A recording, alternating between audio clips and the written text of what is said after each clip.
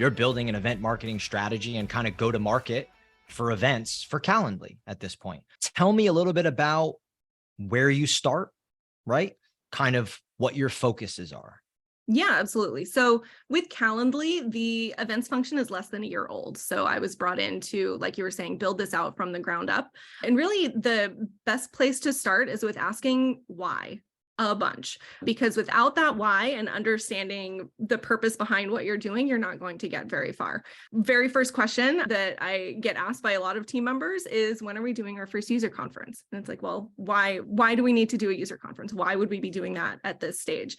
Or we need to be at this trade show. Why are we going to be at that trade show? Do we need to generate leads? Do we need to get messaging out in front of a certain audience? Do we need to make sure that our brand is being perceived in a special way? And as you start to dig into those whys, you can kind of back into what your strategy is. So always ask why. Act like the 2-year-old when leadership is coming to you with requests, or even yourself, right? As event leaders, we should be asking ourselves this as well. Why am I putting this program in market? What is the ultimate objective? So before you stop and pass go, make sure you're asking why. I love that. So many event marketers get put in a bad position where they don't really know what to do. They're a marketer, gets tossed in the role. They don't have the background that say you have. And I am always like, ask why?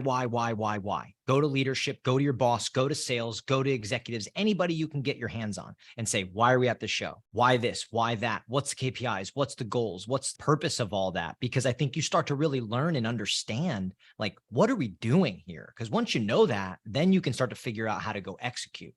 Right. And it's even not necessarily like, why are we doing action XYZ, right? It's more, what is the business trying to get out of this? What is that higher level why? Because if you're not tying to something, let's be honest, every single event should have a pipeline number tied to it. I'm just going to say that out there. If we're not driving revenue for a company, why are we doing events? So figure out what the main objective is for the business, and then ask your tactical whys after that. I like that a lot. As you go further into this, if you were telling another event marketer, like, how would you dive deep in terms of, like, after they establish a why, what do they do next? Yeah. So after you establish your why, take a look back at what originally started the question and just kind of gut check yourself. If you're an example that I can give is, we've started doing a bunch of virtual event programs to connect with customers and prospects. If we start working back the why of that, it's the sales team needs to build relationships. Well, why? Because in the current economic climate, deals are taking longer, and we need to make sure that these relationships are strong enough to last these longer deal cycles, or be in front of them enough that we'll be able to close the deal on an accelerated timeline. Now that we understand that our why is, we actually need to create a memorable experience that creates a positive brand affiliation, and we need to do pipeline acceleration, are virtual events still the best thing to do, right? So it's reacting to that why discovery to start building onto your next piece. And then from there, in our case, we decided that the virtual event was the way to go. And then from there, you have to start building out, what are your goals? Kind of like what you're saying with the SMART goals. Again, I'm going to go with another kind of unpopular opinion here. I think leading indicators are just as important as your SMART goals. So SMART goals, we all know, how much money are you going to make in X amount of time? How are we measuring that? It's kind of the golden standard. But what is getting you to that point? If we are having a virtual event and we need to make sure we are impacting X dollar amounts in pipeline, I'm going to check my registration halfway through. Am I getting enough people? Am I getting the right people? Are the people I currently have registered trending to a point where I can impact a certain amount of pipeline? And I think there's a piece of measurement that's happening now that's maybe over-indexing either on the registrations or on the pipeline, but there's a lot of steps in the middle that you kind of have to track to, so you can course correct to make sure you're going to hit your goals at the end. So figure out what your end goal is, your SMART goal, and then kind of work back what your leading indicators are and what your checkpoints are, so you can course correct as your program rolls forward. Is there any particular way that you all are tracking that, or sort of you're identifying where people are at in your pipeline, maybe lead source? Like, I always call it the impact that the event is having, right? Like, what is the impact to pipeline? But what are you doing for that?